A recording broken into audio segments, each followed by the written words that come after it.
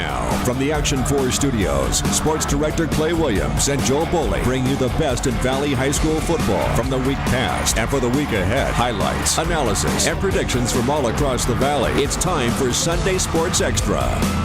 Hello and welcome to Sunday Sports Extra. We are in the playoff edition. Week 2 has just passed. Week 3 is still to come. And joining me as always, Action 4 reporter, it is Joe Bowling. And from the Monitor, Todd Oradenker. Thank you guys so much for joining us this week. And let's go ahead and start with what was the biggest game of the week. It, of course, was Harlingen and Sharyland. Harlingen was the best team in the Valley for the previous 3 years. Sharyland, the best one for this year. And they might as well just take the crown from the Cardinals while they were at it, and that's exactly what they did. And they started early in Weslaco. Trace Barrera takes that one in for a touchdown, and the route was on Barrera right there to Marco Avila, who Avila finds his way into the end zone, and from there it was all Sharyland's running back Cesar Valdez. A huge night for him, over 180 yards and 4 touchdowns, and Sharyland completely routs Harlingen. 42-2 is the final.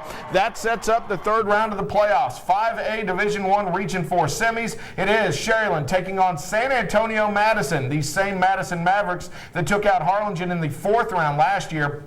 That game is Friday at Buccaneer Stadium in Corpus Christi. The winner of that game will take on either San Antonio O'Connor or Laredo Alexander in the regional finals. So let's go ahead and start talking about this game. And one of the most interesting things I found about this game was towards the end, it started getting chippy out there. It started, so the Harlingen Cardinals not very happy. They're not used to getting beat like this. Some things going on, and all of a sudden play stopped. And Coach Ron Adame called both teams out there. Coach Manny Gomez went along with it and supported it, and good for both of these guys. Both teams called out onto the field while Coach Adame told them that that kind of roughhousing and that kind of stuff wasn't going to be tolerated. And I don't know, Todd, have you ever seen anything like it at a football game? No, not at all. I mean, you're not going to see this in the NFL. You're certainly not going to see it in college. But I guess in high school, when they're still kids, you're still going to see something like that. And it was good because it was getting out of hand from both teams. I mean, it was not a good situation, especially when it's 40. I think it was 42-0 at that point. And if the game's decided, and you just want to end with some class, and you want to end with some dignity for both teams, and just kind of get the game over with, and to see them do that was good, but I've never seen that before. Yeah, I've seen refs maybe call out the captains, but I've never seen this. Kudos to Coach Adame, kudos to Coach Gomez for letting it happen, Joe. Yeah, 28 years in covering sports, I've never seen a coach completely take control, bring players out on the field like that. But it happened at the right time, and it was done the right way. You know, normally you go right to the official, you say, hey, I can get this under control. Manny Gomez, you could see instantly said, let's do it. And players high-fiving each other when it was done. That was the coolest part of the whole thing, is the message was sent, delivered, and from that point on, clean football for the rest of the game. Now, one of the uncool things that happened in this game is an injury to Estefan Castillo. Now, we're hearing from outside the program that he is out for this next game. Separated shoulder is what we're hearing, but that's still preliminary. Not sure if that's going to happen, but right now, very, very doubtful that Estefan Castillo will be playing against Madison. How does this affect the Rattlers, Todd? It does not affect them in a good way. He's probably their best offensive weapon. You don't want to say their best offensive player because the quarterback, Trace Barrera, is pretty good too, but they have other guys. That's the thing. They're just not relying on one player, and that's kind of the reason they're 12-0 at this point. You would figure if Estefan can't go, which it seems like he can't, talking to Coach Adame after the game, it didn't sound too positive.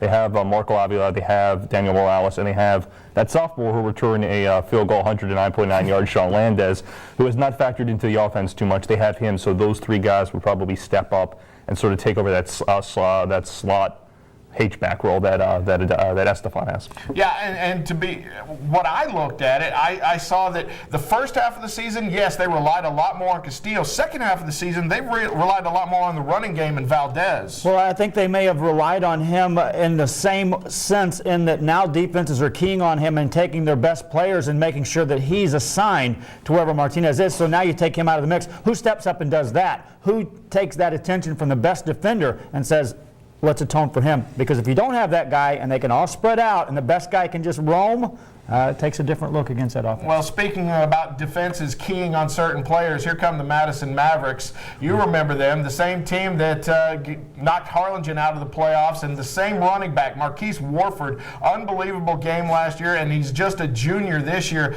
Todd, Sherryland's defense was able to do the job against Harlingen, but can they stop the Madison Mavericks offense? Oh boy, I don't think we're going to find out until Friday night at 7:30, and if they can stop these guys, and specifically Walford. It's probably the best offensive player they're going to see this year, and it's going to be a challenge unlike any other for Rudy Gonzalez in that defense. Well, he's going out on a high note. He's retiring after the season. This would be one of the greatest things that a Valley defensive coordinator has done if he was able to stop Madison. And I can't believe that here we are at this point in time talking about how good the Sherryland defense was, because midseason we wouldn't have been talking about that. And now, thank God, you've got an offense that can put a bunch of points on because it doesn't put as much pressure on that defense. You go out there, play as hard as you did against Harlingen, get a couple of stops, let that offense go to work, and let's have a wild shootout perhaps. Meanwhile, the other 35A team that's still alive in the playoffs, Edinburgh North, not quite as big an offensive performance for them on Friday, but it got the job done. Sean Montemayor for Harlingen South was out for this game. He tore up his knee on Tuesday's practice, and that left Edinburgh North to get the job done on offense. Matt Whiteside's there, doesn't quite go down, lands on a player, and so keeps going. And then Josh Vela, who has looked better and better each game as the season has gone on, there hits up with Eddie Ramirez there. Edinburgh North wins 14-3.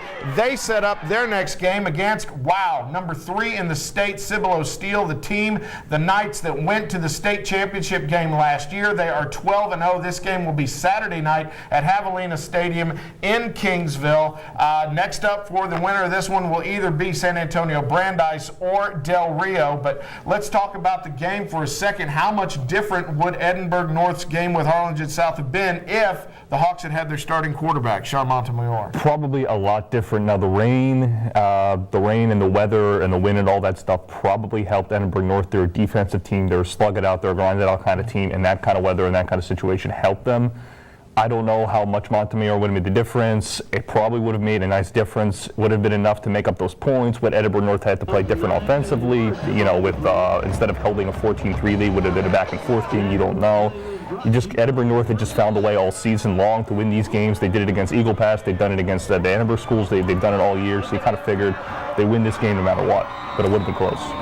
Having Montemayor out at that point in the playoffs, that has to hurt your team. Yeah, it hurts your team a lot. I think it atoned for at least one touchdown. He would have accounted for one touchdown, and a one touchdown in that close of a game, defensive battle, gets it to where you're within one play. And he was a guy that showed all year long, I'm capable of making one big play if I need it. And I think a big-time loss there. Now, the Cougars' defense has looked great the past 2 weeks in the playoffs against Eagle Pass and Harlingen South. But let's call spade to spade here. Cibolo Steel is not in those two teams' league.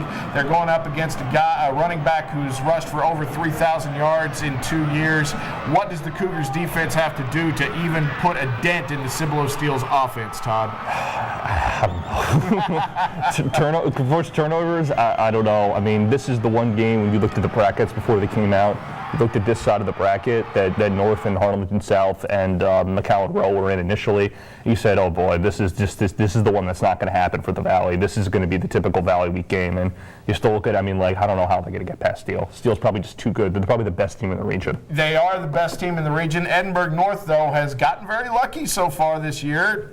Can the luck continue one more week? Well, they like to play games and win games that are ugly, and it's going to have to be an ugly game to win this. They're going to have to frustrate Steel somehow, some way. They're going to have to cause some turnovers. They're going to have to play their best tackle the football kind of game and get a couple of fumbles out of that. And again, make this as ugly as possible if you can. All right. Well, it was a pretty win for Ed Couch Elsa over the weekend. When we come back on Sunday Sports Extra, we're going to talk about the Yellow Jackets, how they have gotten rid of all the distractions and gotten revenge on their biggest playoff rival of the past decade. It's all when we come back.